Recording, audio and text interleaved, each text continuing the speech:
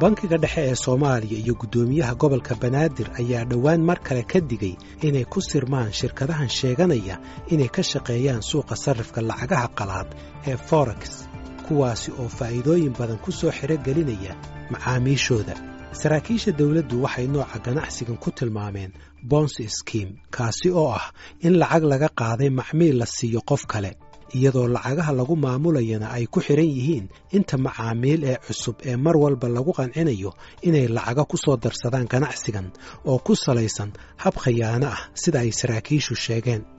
Bankiga dhexe ee Soomaaliya waxa uu qoraal uu soo saaray uu ku amray in la joojiyo shirkadahan isla markaana akawnadooda la xiro.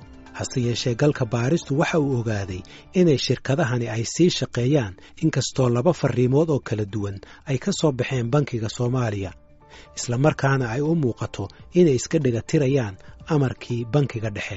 Haddaba maxay yihiin shirkadahan? Sidee ayay u shaqeeyaan? Ma haystaan sharci? Sidee ayay ku kala gudbiyaan lacagaha? Lacag intee leeg ayaa ku jirta suuqan?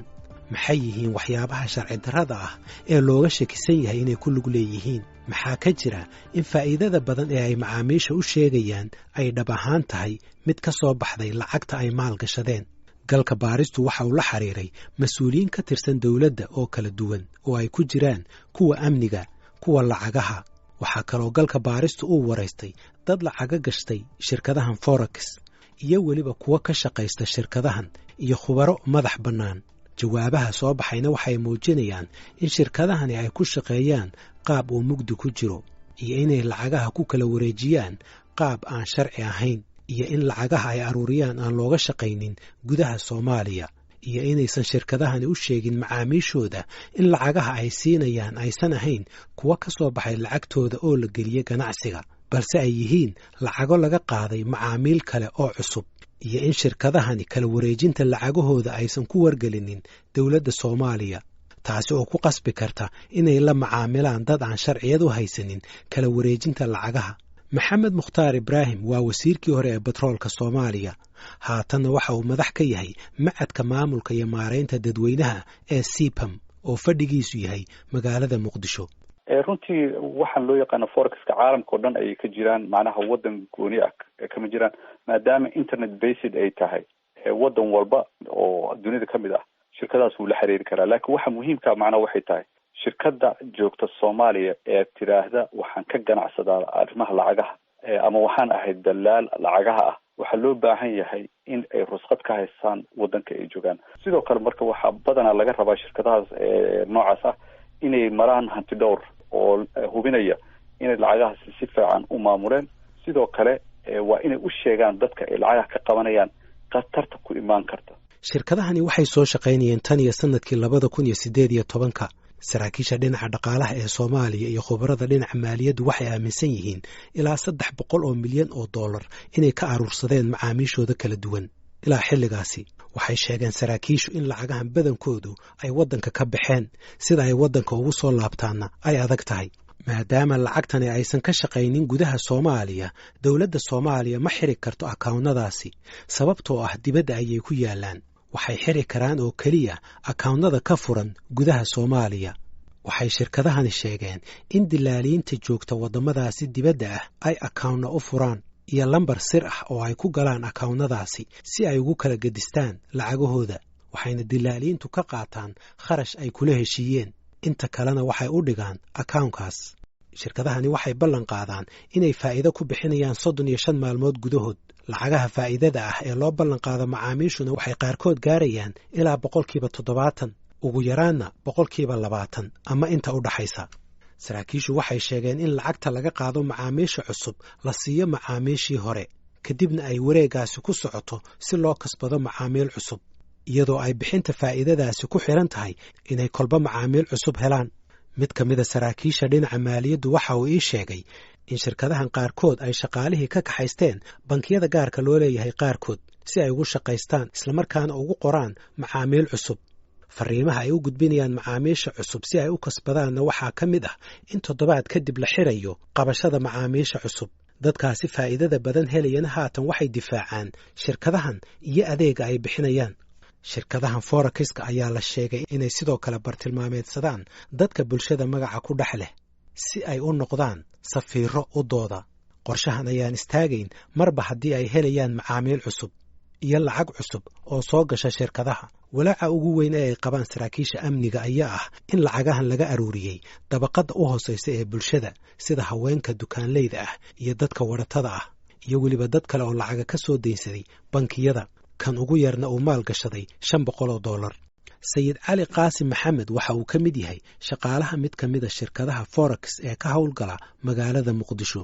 $1 ayuu rabaa qofku inuu loo maalgeliyo, wuxuu kusoo daraa 500 ama 200 ama 300 qoladaas sidii ay serviceka u qaataan ay ku xiran tahay. $1,000 waxaa laga yaabaa 30 beri ama 35 beri inay ka siiyaan lacag faa'iido ah oo qolo walba ay ku xiran tahay, laakiin faa'iidada ay bixinayeen inta ilaa 300, 400, 500, 200, 250 inta waa soo arka ayuu bixinaa. shirkadahan ayaa ii sheegay inay macaamil la leeyihiin dilaaliin jooga jasiiradda Qubrus iyo wadamada Maleeshiya iyo Turkiga, kuwaasi oo u furay bar internetka ah oo ay ku sarriftaan lacagaha. hase yeeshee lacagaha ay sarrifayaan waa in dibadda waddanka looga bixiyaa. sidoo kale faa'iidada ka soo baxdana inta ay doonto ha la ekaatee waa in waddanka la soo geliyaa iyadoo aan lala socodsiinin dowladda Soomaaliya, islamarkaana aan laga bixinin canshuur. sidoo kalena aan la soo marsiinin bankiyada dhexe iyo bankiyada kale ee korsocodka uu ku leeyahay bankiga dhexe. sayid cali qaasim maxamed ayaan weydiiyey sida lacagahan ay dadka ka qaadaan ay ku kala gudbiyaan. haaruna waxay ku xiran tahay qoladaas ay u furan tahay farsamooyinka ay isticmaalaan. hadday lacagtan dibadda ka diboosigirayaan way samayn karaan, hadday gudihii ka diboosigirayaan laakiin way ku adkaa kartaa oo waddankanaga waa dareemi kartaa. central banki iyo mastercard regulation ku sameynaya bangiyadii oo bangi xataa hadduu ku yaalo mastercard isticmaalayo muqdisho ama Soomaaliya uu ku yaalayo, waxaa laga yaabaa lacagta laga diboosigiraynayo inay xadidan tahay ama caqabad lagala kulmo. marka inta badan farsamooyin ay isticmaalaan oo lacag inta ay ku hayaan waxaa laga yaabaa inay xagga ka amraan oo dad ay ku kala wareegaan oo xagga laga diboosigirayo. marka farsamada waxay ku xiran tahay iyo istaraatiijiyadda ay isticmaalayaan qoladaas oo u tiran yahay agensiga ama xaruntaas u furta dadka inay maalgeliyaan. waa gartay. su-aashaydu meesha ku qotantay waxa weeyaan bankiyo leh corresponding account ama bankiyo ay la macaamilaan oo caalamka ah. lacagaha laysku mariyo miyaa jira mise bankiga dhexe Soomaaliya la maraa mise bankiyo gaara la maraa mise xawiladaa la maraa? taas weytaan rabay inaan fahmo. haaruna bankiga dhexe horta lama maro oo lama mari karo. bangiyada dhexana oo bangiyada aan dhehe localka magaalada muqdisho ku yaalana way iska xadidan yihiin. lacag in la marsi karo aada u adag tahay oo waxaa laga yaabaa lacag kooban inay ku ogol yahay oo lacag badan aada ka diboosigari karin. marka safety iyo nambaro in la isticmaalona oo lacagtan lagu wareejiyana caqabad lagala kulmo. marka laakiin saan kuu sheegay mar walbaba waxaad u baahan tahay saacidaad ama dawladda inaad ka heshid ama dad aad adeegsatid. laakiin sida aan kuu sheegay waxay ku xiran tahay xaruntaas dadka u furan tahay istaraatiijiyadii marka hore ay ugu talagaleen lacagta inay ku diboosigirayaan. way haystaan already wax ay sii degsadeen waaye, wayna ka bixi karaan, wayna heli karaan meel ay ka lacagtaas ay marsiyaan oo software la isticmaali karaa jiro. laakiin waxay ku xiran tahay qofkaas markii hore soo ugu diyaar garoobay iyo caawinaad inuu markii hore uu sii samaystay oo lacagtaas uu ku diri karo, ku gaarsiin karo brokerkaas. lacagahan waddanka laga bixiyey ayaa la sheegay in waddanka looga saaray qaab mugdi ku jiro, sida in lagu qaaday boorsooyin iyadoo aan lala socodsiinin mas-uuliyiinta dowladda. saraakiishu waxay aaminsan yihiin in waddanka ugu badan ee ay lacagtu tagto uu yahay waddanka Imaaraadka Carabta, kadibna ay uga sii gudbaan waddamo kale oo ay ku sugan yihiin wakiilada shirkadaha forex, gaar ahaan 3 waddan ee Qubrus, Maleeshiya iyo Turki. mid ka mid ah dadka ka shaqeeya shirkadahan balse codsada inaan magaciisa la sheegin waxa uu galka baarista u sheegay in shirkadahani ay ku qasban yihiin inay raadsadaan ganacsade oo lacagta ay dibadda ku hayaan uga baahan magaalada Muqdisho oo kale. ganacsadahaasi oo isna lacag uu ku haya magaalada Muqdisho u doonaya inuu dibadda u diro, ama qof diblomaasi ah inay boorsooyinka ku soo qaadaan maadaama diblomaasiyiinta aan la baarin. qaabkaasina uu yahay kan ugu fudud.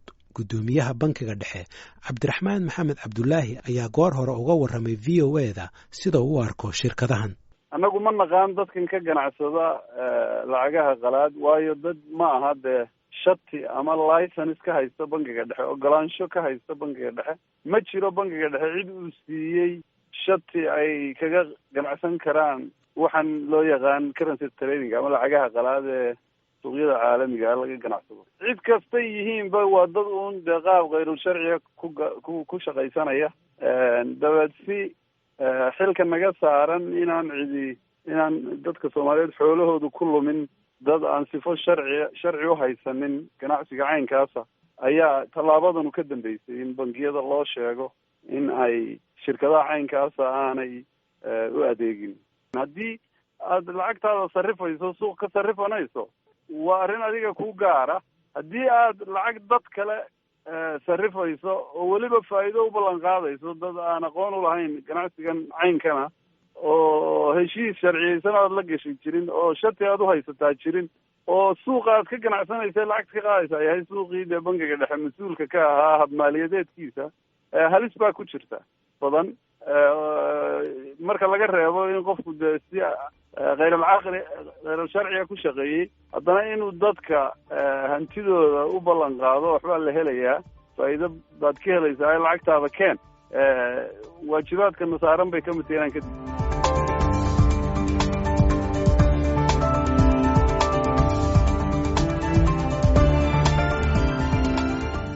dadka ka shaqeeya qaarkood oo magacooda aan qariyey waxay ii sheegeen in xarumahan ay soo furtaan shatiyo ay ka qaataan degmooyinka ay ka shaqeeyaan ama gobolka Banaadir. galka baaristu waxa uu la xiriiray qaar ka mida shirkadaha oo ay ka mid tahay shirkadda Himilo.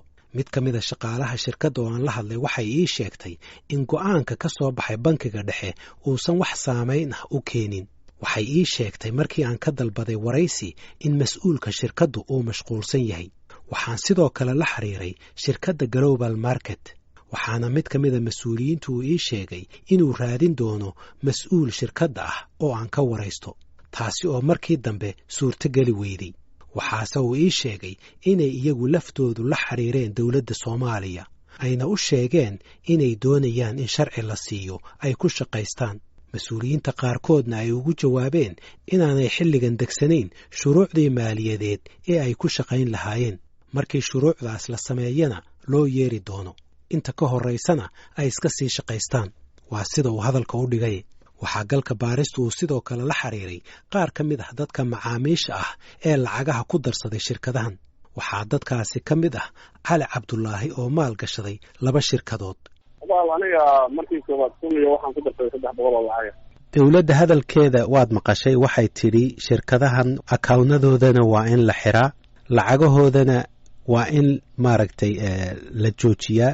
waxayna sheegtay dowladdu shirkadahani inaysan wax sharciya ka haysan dowladda. hadalka dowladdu wax kalsooni darro ama kugu ridaya aad ku qabto shirkadda, mise kalsoonidii aad ku qabtay shirkadda waxba iskama bedelayaan? hadalka dowladda waxaan ka maqlay, macnaha waxaan kalsooni darro igeliyay waxaan maqlayay idaacadda wadadaan afiyey inay ku qornayd dad soo cabsay oo mataqaana oo lacagahoodii waayey oo khasaaro ku dhacay. kala aniga 2 shirkadood weliba hubaan 3 mar baan ka qaatay. mar haddii aanay ayagu lacagta loo dhiibtay aanay dadkii dhibaatay, anigu hadda ma arko midda dowladda waxaa caqligalayna maaha. saasaan isleeyahay anigu kulli. ma laga yaabaa in lacagahan wareegaya ee adi maanta lagu siinayo ay yihiin lacago laga soo qaaday qof kale oo Soomaaliya? lacagta adi bisha lagaa qaadana qof kale un baa la siinayaa. marka ma laga yaabaa lacagahan inay iswadi waayaan? sababtoo faa'iido aad u badan weeyaan oo dad badan oo dhaqaalayahana ay leeyihiin ma sii socon karto. macnaha waxaanay suuragal ku noqonay hadda midba shirkadaha midda ugu horreysay 8 bilood ay hadda shaqaynaysaa. marka 8 bilood waxaanay lacag qaadin 4 bilood oo kamidana lacag baanay qaadin. marka ma suuroobi kartaa adiga ma kula tahay qofkii lacagta inuu macaashna qaadanayay haddana oo sii qaadanay ninkii lacag kale ma qabanayn 8 bilood oo adana sagaal ahayn kuba dirsan wax bishii 8aad baa lacag laga qaadanayaa. marka ma suuragal marka qofkii lacagtii inuu kusiinayo mar walba.